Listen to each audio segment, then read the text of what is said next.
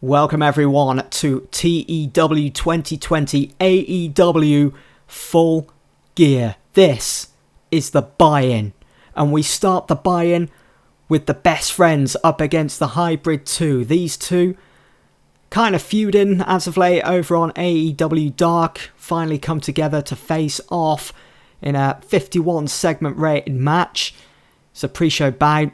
Decent reaction from the crowd, subpar wrestling, and it's the best friends that overcome the Hybrid 2, who have lately merged, well, it seems they've merged with the Dark Order. It was Chuck Taylor that pinned Angelico with an awful waffle. A decent match all around. I'm kind of happy with that. I do want to kind of move away from this story now. I feel as though there's not much else left to tell. I think after Full Gear, we're going to completely remodel Dark and see what we can do to revitalise it, really, to make it even better than what it was before. Taz and Brian Page, who we saw on Dynamite, are now together. They make their way to the ring. Taz has a mic and says, "Now that you've all settled down a little, let's discuss what happened this past Wednesday on Dynamite. The match between the Machine Brian Page here and Scorpio Go Lucky Sky ended in a draw. That's a draw, not a loss for the Machine. I know you're back there, Sky. Get out here and let's end this." Scorpio Sky's music hits, so that match on Dynamite did end in a draw. Now Brian Page wants another shot. He wants to put a stop to Scorpio Sky. This gets a 56 segment rating. And we do turn Taz heel now officially in this segment. Why is that not showing up on the screen? That's a bit weird. But anyway, it was supposed to show that Taz turned heel, the screen that comes up. But I'm not sure why that hasn't shown up. But in a pre-show bout that had good heat and decent wrestling, Brian Page finally defeats Scorpio Sky in just under 13 minutes after a flying elbow drop. Why is that not Drill Claw? It got 69 anyway. Really good match. Almost 70 there. The road agent was Christopher Daniels. Brian Page was penalised there. Overwhelmed by the manager. That's an interesting one. Maybe it's not going to work. We'll have to see.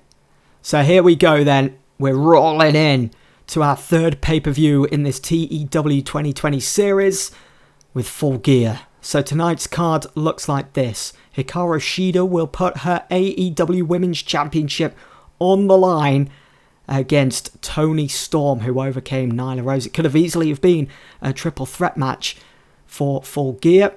Then we'll have the AEW Tag Team Championships on the line. Omega and Page having to defend against two teams in the Lucha Brothers and Private Party. A lot to be told between these teams. Also, who is the best tag team around today?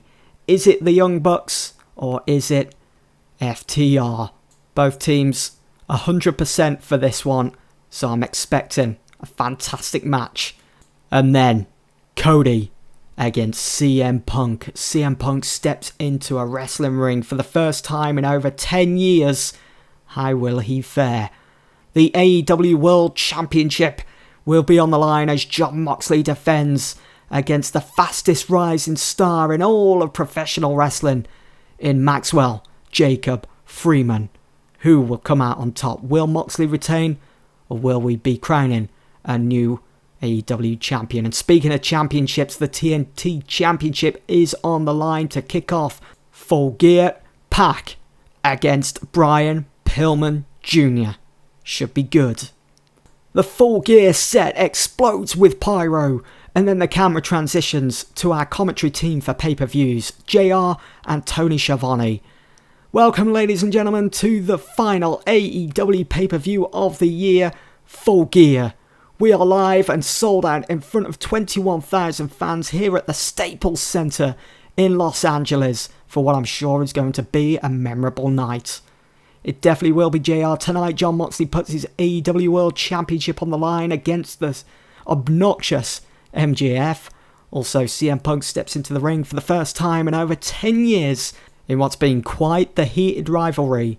And Toni Storm, who debuted only a few weeks ago, finds herself in with a chance of becoming the AEW Women's Champion. Imagine that. And who is the best tag team in the world today? Is it the Young Bucks or is it FTR? Well, we're going to find out. We're also going to find out if Brian Pillman Jr. can overcome Pac for the TNT Championship. And that is next. So a decent segment rating between Tony Schiavone and JR. We're at the Staples Center as well. Imagine selling that out for AEW. Would be quite the scene. I could have gone to a much bigger stadium, as there were a lot of fans. I think about 40,000. We've probably made a loss there, but I thought the Staples Center, it's quite historic. That for Full Gear would be fantastic. A quick video plays hyping all the matches tonight, including Jon Moxley and MJF for the AEW World Championship. Cody versus CM Punk. We've gone through all this. Nick and Matt Jackson against the FTR. Kenny Omega and Hangman Page teaming up to defend their titles. Just to get a cheap segment rating of 71, just to get that crowd hotter as we do head into the first bit of action of the evening for Full Gear. And in a good match that lasted just under 40 minutes, it's Pac that retains his TNT Championship. He makes defense number 6 of the title with that shooting star press, defeating Brian Pillman Jr.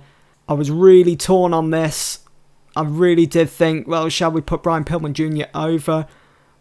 It would have just absolutely made waves for Brian Pillman's career if I'd have done that, going over someone like Pac. But I thought, what would Pac gain from that? It'd be such a huge loss, really, for Pac and his momentum that he's gathered over the last couple of weeks with Death Triangle. The stories that he's been in, it would have all just been for nothing, I think, if he'd have lost here to Brian Pillman Jr. And besides, I've still got a lot planned for Brian Pillman. He'll still have plenty of opportunity of getting gold later on in this series. A graphic is then shown as JR talks over the top of it, saying, "For the first time in AEW history, we will be taking AEW Dynamite overseas to the United Kingdom. Join us for the last Dynamite of the year. It's not to be missed." So we're actually going to do it. We're going to venture over to the UK for that final Dynamite of the year, which will be week 4 of December. Seems so far away at the moment, but it'll be here before we know it. AEW are actually going to do that in real life, I believe, for Fyter Fest. That would have been really interesting to have seen if it wasn't for bloody COVID-19. Anyway, up next, in a bout that had a decent reaction from the crowd, but subpar wrestling, a new AEW Women's Champion Toni Storm defeats Hikaru Shida after 11 minutes with a strong 0. Toni Storm winning her first ever Women's Championship title here in AEW.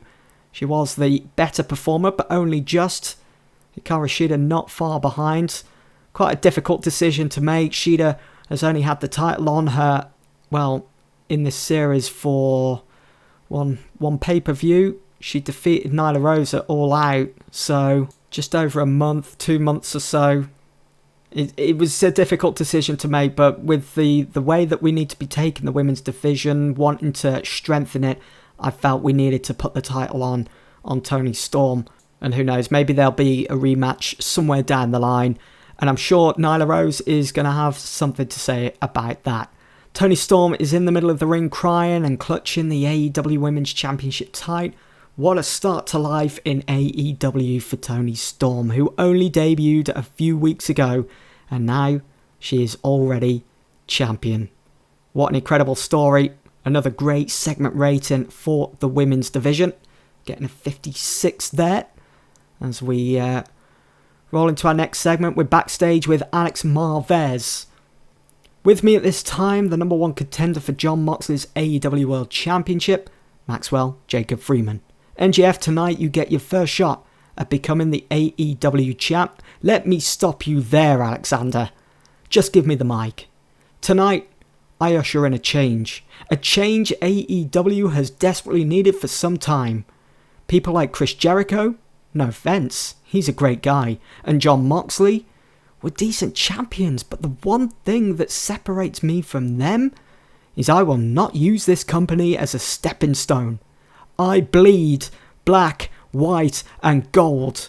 That is why I sign a 25-year plus contract. And the reason I say were is because tonight I show why I'm the fastest rising star in all of professional wrestling. Tonight, I reach the pinnacle of our sport. And Mox, you say money can't buy the title? Well, we'll just see about that, won't we? MJF slams the mic into the chest of Marvez as he walks off. This segment rating scoring at 78. Hyping things up even more ahead of that main event between Mox and MJF. What does MJF mean by using money to buy the title? Well, we're going to find out as we move into our next match of the evening. As we get back to the ring, the AEW World Tag Team Championships on the line. Omega and Page up against Private Party and the Lucha Brothers. In a bout that had great wrestling and good heat. The winners and new AEW World Tag Team Champions, the Lucha Brothers. They overcame Private Party and Page and Omega, winning their first tag team titles in their AEW career. This match gets a 79 after 18 minutes 27. The best performer, Rey Fenix, with Kenny Omega very close behind there. Omega benefit from having a groundswell of public support. The match got the crowd buzzing. Isaiah Cassidy did seem off his game. Now, a couple of weeks ago, the Lucha Brothers came to me and they said, look, you know, we're willing to put Private Party over 3 times in the next 3 months. And it got me thinking, what if I actually put the titles on Private Party? Which is why I was running with the idea of just having it Page and Omega against Private Party. And then I thought, no, we need to get the Lucha Brothers involved here. Which is why it turned into a triple threat tag team match. Which is why the Lucha Brothers have gone over. Because there is a story to be told there. And of course, with the way things have been going between Page and Omega lately, I think it was the right time for them to drop the titles. But there we have it. 2 new champions so far here for AEW Full Gear. Well, after that match, after that triple threat tag team match that lasted just under 20 minutes, the Lucha Brothers continue up the ramp celebrating their title victory. Both Hangman Page and Kenny Omega are left in the ring. Hangman is standing, looking beaten and down, resting his arms on the top rope with his back turned on Kenny. Kenny is sat in the corner. He slowly gets to his feet and slowly makes his way over to Hangman. He taps Hangman on his shoulder, who turns around slowly. Kenny seems apologetic, so does Hangman. Kenny shakes his head and Hangman shrugs. They shake hands to a round of applause from the fans. They gave it their all. Kenny goes to pull away, but Hangman holds on. As Kenny looks back, Hangman clotheslines him to the canvas, steps onto the ring apron, lines him up, waits for him to get to his feet, and then hits a brutal looking buckshot lariat, which you can imagine Kenny selling brilliantly. Then he lifts him and hits the rites of passage. Kenny is out. Hangman looks pissed as he leaves the ring to booze. What the hell, Hangman? How could you, you son of a bitch? So it's finally happened. It's finally happened. And it wasn't Kenny Omega. A lot of people are expecting Kenny to turn heel. And we're just, it's not showing again. It's not showing on the recording. That's annoying. But it's Hangman that turns heel after attacking his former tag team partner, Kenny Omega. And we get a segment rating of 85. Oh, that is just absolutely loving this save at the moment. I hope it's coming across and I hope you guys are enjoying it as well.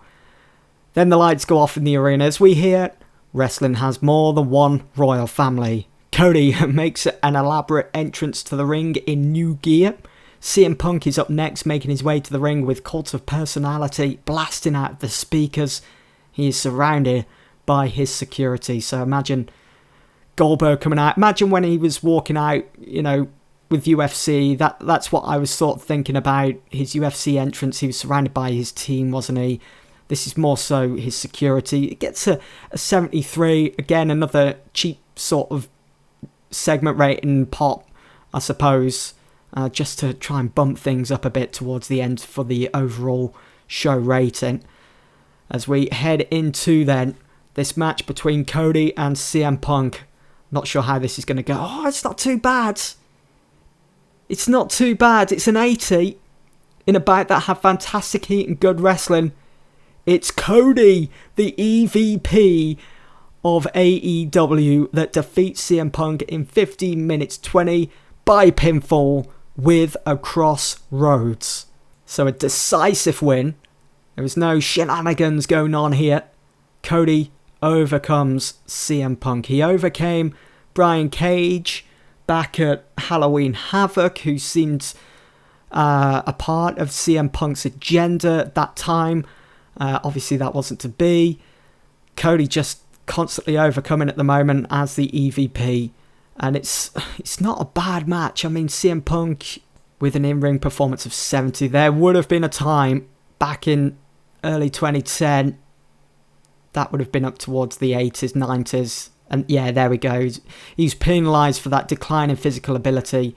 He was holding back, all for gimmick, poor gimmick, just all went against him. But again, an 80, not bad at all. Both very similar with their in-ring performance. Cody on a 73. It got the crowd hot. An 80 though, for someone that hasn't been in a wrestling ring for over 10 years, that's not bad. I'm actually really happy with the way that's turned out. After the match, Cody is lying in the middle of the ring, fatigued. He slowly starts to get up with fans chanting his name after he overcame the best in the world, CM Punk. As he stands, he appreciates the crowd, and then the lights in the arena go off. When they come back on, standing either side of Cody is Marty Scurll with his umbrella and the huge Brody King. The fans can't believe it. The roof is about to blow off. Scurll and Brody here in AEW. Brody attacks Cody. Then Scurll hits him with his umbrella, then locks in his cross-faced chicken wing. Cody is out. Marty eventually lets go. Cody looks lifeless. Brandy comes rushing out, worried for her husband. Marty and Brody exit the ring. Marty Scurll, Brody King, Villain Enterprises here in AEW. Can't wait to show you guys what I have planned with Marty Scurll and Brody King, and for the next Dynamite anyway. Their villain gimmick for Marty Scurll got an initial rating of great. Marty Scurll benefit from... it's just everything's fantastic there. Great segment rating of 79. I think that's come together just nicely. Let me know what you guys think in the comments below.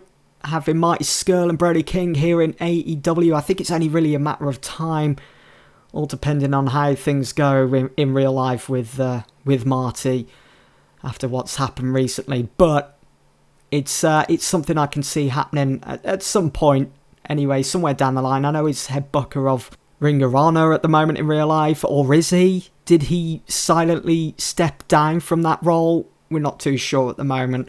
We'll have to wait and see. Anyway, we roll on. The show must go on. Backstage, Evil Uno is on his own. He's seen walking towards the Inner Circle locker room. He knocks, and it's Jeff Cobb that opens the door. Uno says, "I'm not here to start anything. I just have a message from Mr. Brody Lee." Chris Jericho is sat next to Sammy Guevara. "Let him in, Cobb." Evil Uno walks in, taking in his surroundings as you'd expect. He's all alone here. You know, a member of the Dark Order stepping almost on enemy territory. You can just imagine. So, if we keep scrolling down here. Evil Uno. "Chris, Mr. Brody Lee wishes to meet with you this Wednesday on Dynamite. He wants to talk about what's happened recently between your Inner Circle and us, the Dark Order." "You tell Brody to shove it," says Sammy Guevara. Now, Sammy. Can't you see Evil here? He's trying. Listen, you idiot. Tell Brody I'll be there. Evil Uno walks out with Jeff Cobb sneering at him. So this segment getting a 65, cooling things down slightly after what's just happened with Marty Scurll debuting here on Full Gear. Chris Jericho benefiting from having that hot catchphrase. What is it, idiot? He's always said that. Would you say that's a hot catchphrase? I'm not sure. But anyway, up next is the tag team match between the Young Bucks and FTR. Who is the best tag team around today? In a bout that had superb wrestling and good heat, FTR defeat the Young Bucks in 23 minutes 40 when Dax Harwood pinned Nick Jackson with a Good Night Express.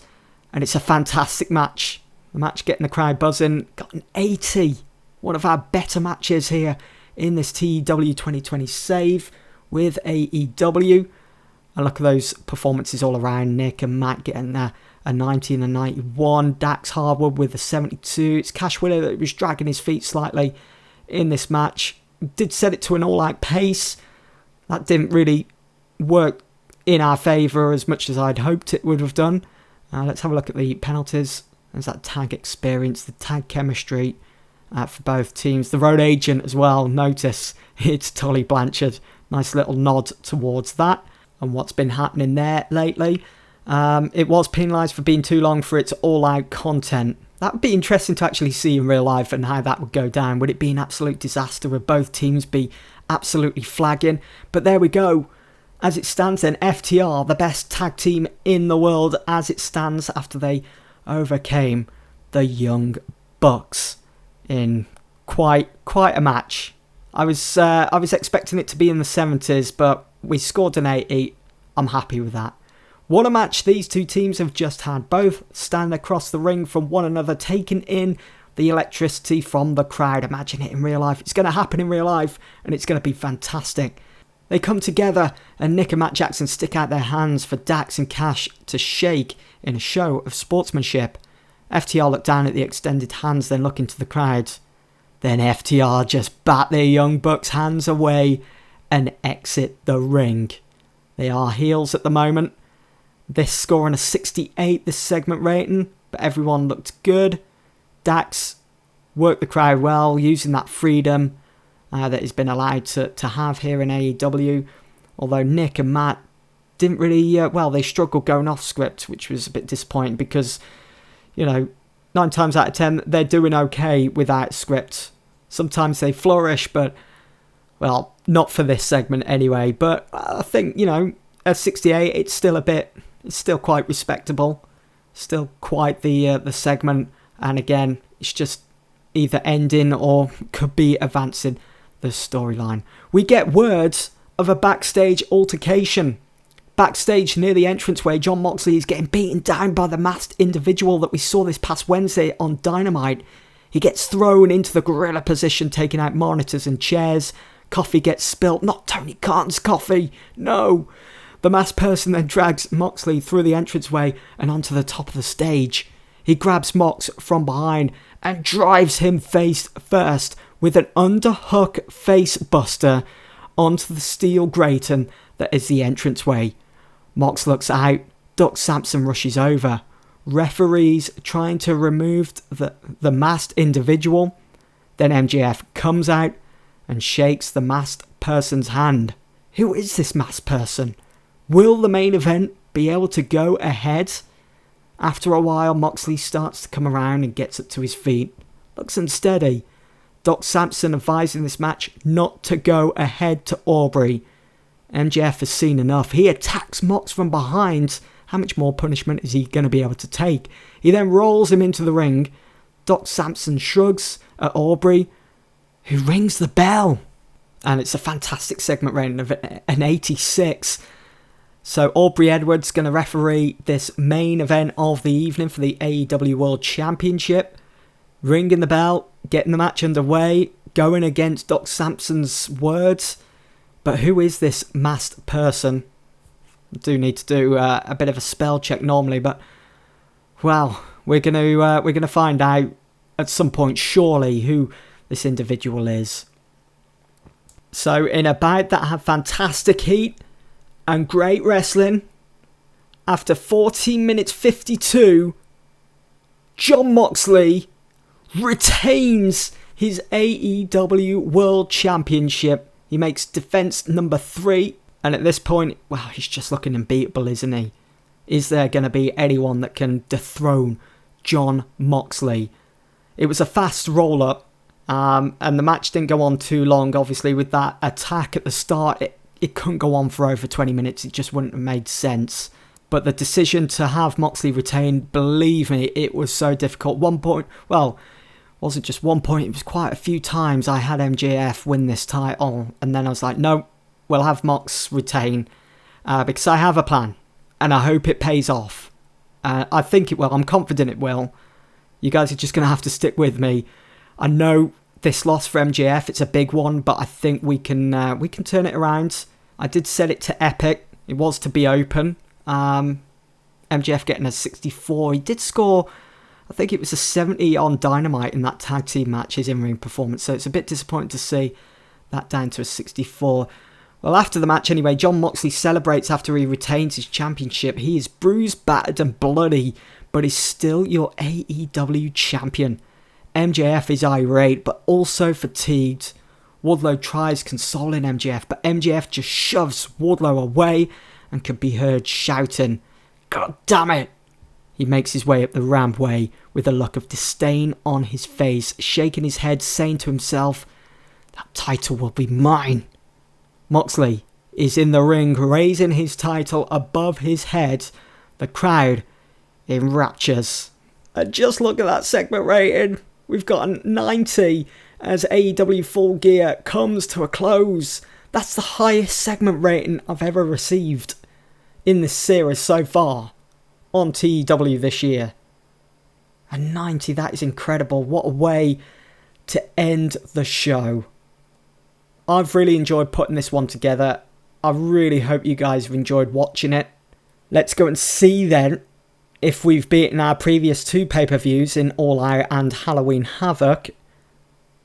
Let's see how we've got on with our overall rating. I feel absolutely drained after that. What a show. Again, I've just had so much fun putting this together. I'm enjoying the save so much. And there's been quite a few moments where, you know, reading it out to you guys, I've had goosebumps. So, we got an 83. That's the best pay-per-view we've put on yet. That's incredible. But we could have gained popularity in 2 Canadian regions and also 6 British regions. But we was restricted due to the limited number of viewers there. How do I sort that? It happened for Halloween Havoc with the British regions, not so much the Canadian. But what a show from top to bottom. Well, I'm going to say that, aren't I? I'm going to be biased, but honestly, I wouldn't mind watching that. We had 2 title changes with the Women's Championship and also the Tag Team Championship. We saw the heel turn of Hangman Page when it was expected it was going to be Kenny Omega with the way things have been going lately. And we also saw the FTR overcoming the Young Bucks and Cody defeating CM Punk, of course, and that main event that we've just witnessed between Jon Moxley and MJF. Incredible. Absolutely incredible. That's it anyway for AEW Full Gear. I hope you guys have enjoyed.